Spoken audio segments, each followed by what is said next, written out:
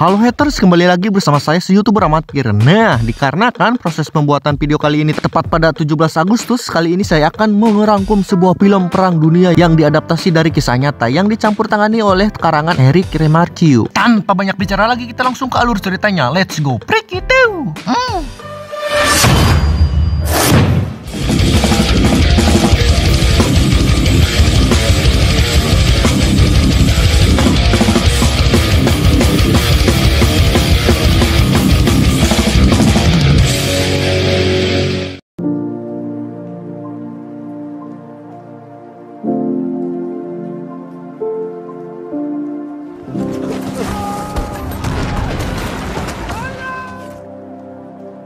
Berlatar dalam Perang Dunia Pertama, scene film menunjukkan para prajurit perang yang telah tewas mengenaskan. Masih di sekitar sana, tepatnya dalam sebuah parit, beberapa pasukan Jerman yang tersisa mencoba untuk bertahan dari serangan pasukan Perancis. Satu demi satu, pasukan yang tersisa pun akhirnya tewas, menyusul yang lainnya. Kemudian setelah genjatan senjata berakhir, mayat-mayat prajurit Jerman pun dikumpulkan dan tanda pengenal mereka diambil satu persatu. Tak hanya itu, sepatu dan seragam mereka pun diambil dan dibersihkan untuk digunakan oleh para prajurit baru yang akan menggantikan posisi prajurit yang telah gugur. Kemudian scene film beralih ke Jerman Utara kala itu pada tahun 1917. Di sana terlihat ada 4 orang remaja yang masih SMA, yaitu Paul, Albert, Mulet, dan Ludwig, yang terlihat tampak bersemangat karena pada saat itu pemerintah Jerman merekrut para pemuda langsung ke setiap sekolah di Jerman untuk dijadikan pasukan perang. Bagi para keempat remaja ini, perang adalah suatu yang menantang, walaupun sebenarnya mereka sama sekali tidak mengetahui medan pertempuran yang sebenarnya seperti apa. Kemudian Paul dan ketiga rekannya itu pun nekat mendaftarkan diri sebagai calon prajurit baru. Setelah itu ratusan calon prajurit muda pun dikumpulkan. Dalam serentak mereka pun didoktrin agar lebih semangat untuk bertempur. Mereka pun dipengaruhi semangat patriotisme dan nasionalisme oleh guru mereka sendiri. Sebelum berangkat mereka diberi seragam terlebih dahulu, dan pada saat itu Paul menerima seragam bukan atas nama dirinya. Paul tidak tahu kalau seragam yang ia terima adalah milik pasukan yang telah gugur. Tanpa banyak bicara lagi, Paul pun menerimanya dengan sangat senang. Begitu juga dengan ketiga teman lainnya. Singkat ceritanya, mereka pun akhirnya berangkat menuju medan pertempuran, dan dalam perjalanannya itu mereka diberi senjata masing-masing. Dan sesampainya di sana, para prajurit baru itu pun merasakan suasana yang tidak sesuai dengan ekspektasi mereka. Kemudian mereka pun turun dari mobil dan melanjutkan perjalanannya menuju garis depan dengan berjalan kaki. Saat dalam perjalanan, panglima perang mulai menekan mereka dan memerintahkan untuk bergerak lebih cepat. Dan di sini pula lah mereka melihat ledakan artileri secara langsung. Setelah itu mereka pun kembali melanjutkan perjalanan. Dan akhirnya mereka pun sampai di medan perang yang sebenarnya. Disinilah Paul dan teman-temannya mulai menyesali pilihan mereka untuk menjadi seorang prajurit. Mereka sadar bahwa medan pertempuran tak seperti apa yang mereka bayangkan. Di sana terlihat keempat remaja itu bertemu dengan salah satu senior mereka yang bernama Kat Jenke dan mengajari mereka teknik untuk menghangatkan tubuh.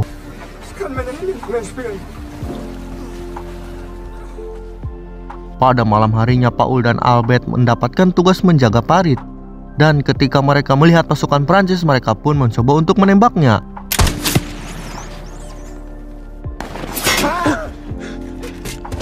Untung saja kepala Albert dilindungi helm sehingga peluru tersebut tidak menembus kepalanya. Kemudian Kat yang mengetahui hal itu pun mengajari Paul cara menembak musuh yang benar. Setelah menembak, mereka harus pindah dari tempat sebelumnya. Lalu pada saat itu juga pasukan Prancis membombardir parit pasukan Jerman dan mereka pun berlindung dalam bunker.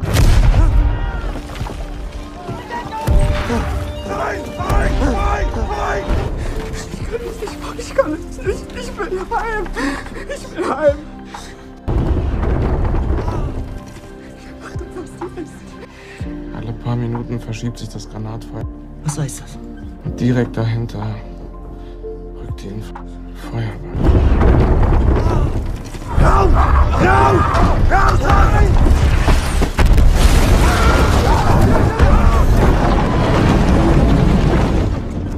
Keesokan harinya saat matahari terbit, Paul ditemukan tertimpa kayu. Tak lama kemudian Kate dan Paul pun mencoba untuk menenangkan diri di dalam parit yang telah hancur. Namun tiba-tiba seseorang datang dan memerintahkan Paul untuk mengumpulkan tanda pengenal pasukan yang telah tewas. Kemudian Paul pun menjalankan perintah tersebut, hingga pada akhirnya Paul pun menemukan sesuatu. Dan ternyata itu adalah Ludwig, sahabatnya.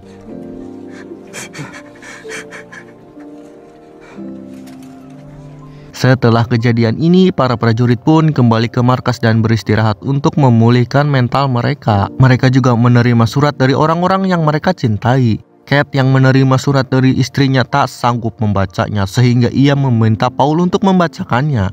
Dalam surat tersebut, istrinya berpesan kalau ia sudah mengirimkannya makanan. Namun sayangnya mereka sama sekali tak menerima makanan tersebut. Sang istri juga berpesan kepada Kate agar ia bisa pulang dengan selamat. Amin, mudah-mudahan. Kemudian pada hari berikutnya, para prajurit ini kembali mendapatkan tugas untuk mencari 60 anggota muda yang hilang sejak kemarin. Mereka mulai menelusuri hutan dan hanya menemukan sisa puing-puing ledakan yang terjadi beberapa waktu yang lalu. Perjalanan terus berlanjut hingga sampai di suatu tempat. Paul mencium sisa gas yang kemudian mereka pun menelusuri tempat tersebut.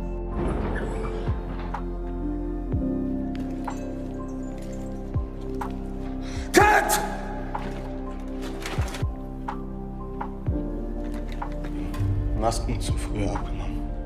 Ternyata 60 pasukan muda yang sedang mereka cari itu telah tewas dalam ruangan tertutup. Kemudian Kate berspekulasi kalau mereka terlalu cepat membuka masker sehingga mereka menghirup sisa-sisa gas beracun yang membuat mereka mati. Apalagi mereka berada di ruangan yang cukup tertutup. Kemudian scene film beralih ke kantor pusat militer Jerman, di mana mereka menerima puluhan ribu nama prajurit yang telah gugur di medan pertempuran. Kemudian seorang pria, kita sebut saja Jarod, ia memberikan daftar nama tersebut dan mencoba meyakinkan pihak militer kalau korban sudah terlalu banyak. Mereka harus mengambil langkah baru agar korban tak bertambah lagi. Dan akhirnya pihak militer mencoba merundingkan hal tersebut. Beberapa hari setelah itu, seorang prajurit bernama Brickdop menemui atasannya dan melaporkan bahwa pihak Perancis terus-menerus memberi tekanan. Brickdop meminta agar mereka melakukan cara lain untuk mengatasi masalah ini. Kemudian atasannya itu mengatakan kalau mereka telah mengirimkan utusannya untuk merundingkan genjatan senjata. Sesampainya di tempat tujuan, para utusan itu pun menyampaikan maksud dan tujuan mereka, yaitu genjatan senjata. Namun pihak Perancis tidak menerima tawaran itu begitu saja. Kemudian pihak Perancis memberikan daftar persyaratan tanpa negosiasi dan harus ditandatangani sebelum 72 jam. Dan sebelum pihak Jerman mendatangi surat tersebut, perang ini akan terus berlanjut. Utusan delegasi Jerman kembali dan merundingkan hal ini. Melihat persyaratan tersebut membuat Jerman merasa terpojokkan. Awalnya mereka menolak memenuhi persyaratan ini karena genjatan senjata dan kalah dalam peperangan sama saja bagi mereka. Namun lagi-lagi mereka harus mempertimbangkan korban yang terus berjatuhan. Dan diketahui setiap bulannya Amerika Serikat mengirimkan 2.500.000 pasukan untuk membantu Perancis. Dan hal tersebut membuat pasukan Jerman akan tetap kalah jika perang terus dilanjutkan. Sementara itu di medan pertempuran, pasukan pun diperintahkan kembali ke parit untuk melanjutkan peperangan.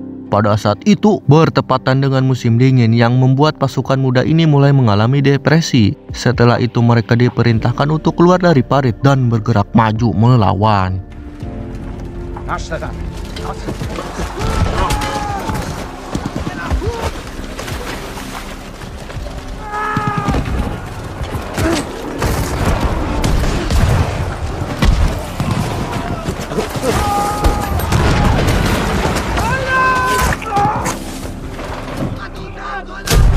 Meski dengan peralatan seadanya, pasukan Jerman berhasil menerobos masuk ke dalam parit Perancis dan menghabisi mereka satu persatu.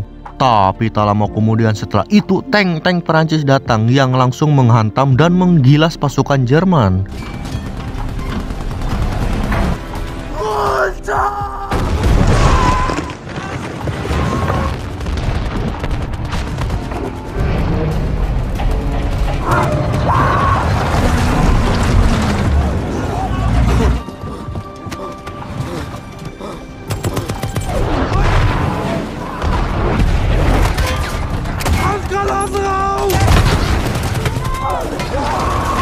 Pasukan Jerman yang tersisa tak mau menyerah begitu saja. Mereka mencoba melawan tank tersebut dengan apa adanya.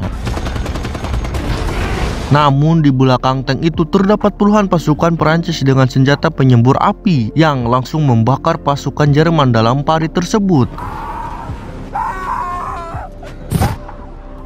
Kemudian pasukan Jerman yang lainnya pun mencoba untuk mundur untuk mengamankan diri dari ganasnya api Perancis. Namun scene film memperlihatkan ketika Paul hendak berlari, tiba-tiba ia terkena ledakan dan terjatuh ke sebuah lubang.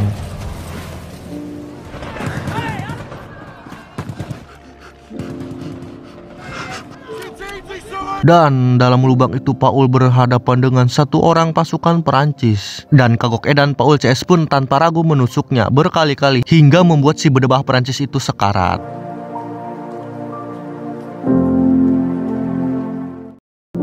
Kemudian pada malam harinya, setelah kedua pasukan meninggalkan wilayah tersebut, Paul keluar dari lubang tadi dan berjalan sendiri menuju markas. Sementara di tempat lain, pihak delegasi Jerman dan Prancis kembali melakukan pertemuan. Dan pada akhirnya kedua belah pihak pun mendatangi gencatan senjata. Setelah menandatangani dokumen, gencatan senjata akan dimulai dalam 6 jam, yaitu pada jam 11 hari ke-11 dan bulan ke-11. La guerre est finie. Der Waffenstillstand tritt ins... Paul yang baru saja sampai di markas melihat para pasukan yang kegirangan senang karena mendengar berita perang akan berakhir. Keesokan harinya, gencatan senjata pun resmi diumumkan pada jam 11 siang hari ini. Cat tidak menyangka kalau penderitaan mereka akan berakhir dan semua pasukan akan kembali pulang ke keluarga mereka masing-masing. Sebelum pulang, Cat dan Paul yang bosan dengan makanan militer menekat mencuri ke kandang ternak warga setempat. Namun ketika Paul hendak beraksi, ia ketahuan oleh anak sang pemilik peternak.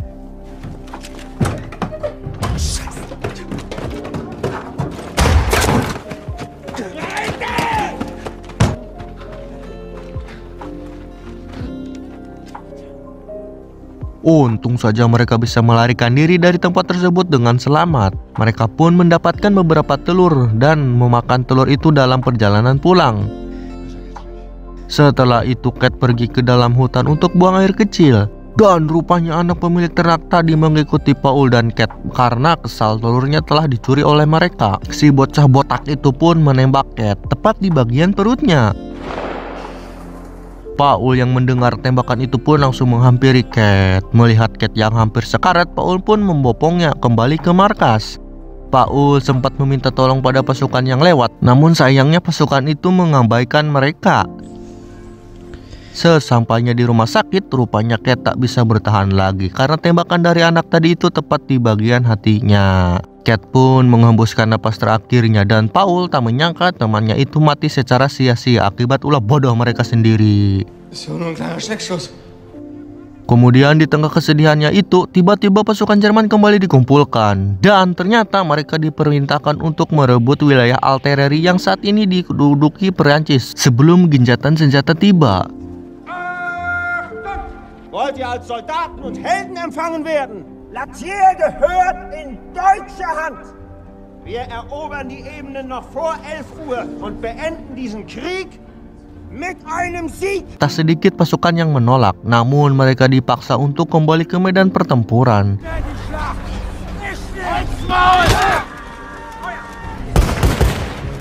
Dengan berat hati akhirnya pasukan Jerman pun bergerak menuju wilayah Artillerie.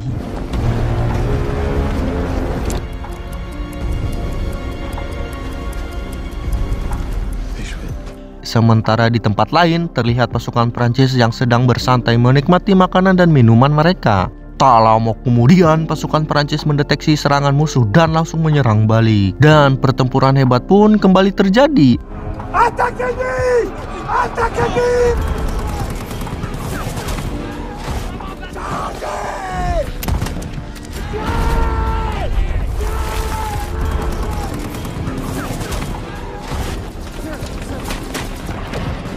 Pertarungan terjadi namun scene film fokus kepada Paul yang dimana ia terlibat perkelahian dengan pihak Prancis.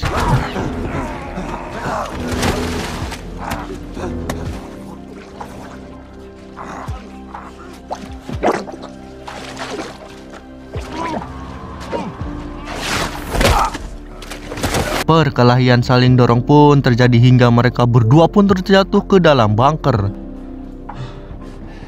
Di sini keduanya terlihat sudah sangat lelah dan tak mau lagi saling menyerang.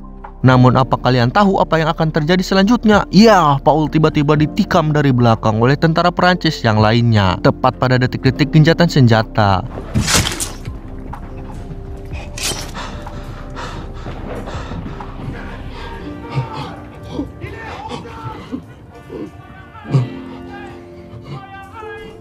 Dan benar saja waktu gencatan senjata pun tiba, semua tembakan dan perkelahian pun berhenti. Paul yang mencoba menahan rasa sakitnya mencoba keluar dari parit bunker. Ia melihat tidak ada lagi pasukan yang saling menyerang, yang ada hanyalah sisa-sisa bekas perang. Dan pada akhirnya Paul pun tewas pada akhir Perang Dunia Pertama dan film pun tamat. Perang Dunia Pertama berlangsung dari tahun 1914 sampai dengan 1918. Kekalahan Jerman pada Perang Dunia Pertama membuat salah satu prajurit Jerman sakit hati atas kehancuran negaranya dalam Perang Dunia Pertama, dan prajurit itu bernama Adolf Hitler yang akan membalaskan semua dendamnya di Perang Dunia Kedua. Kalian bisa saksikan rangkuman filmnya, udah saya bikin, klik linknya ada di deskripsi, oke? Untuk alur cerita film kali ini sampai di sini dulu, saya pamit undur diri, nuhun wassalam. Bye-bye.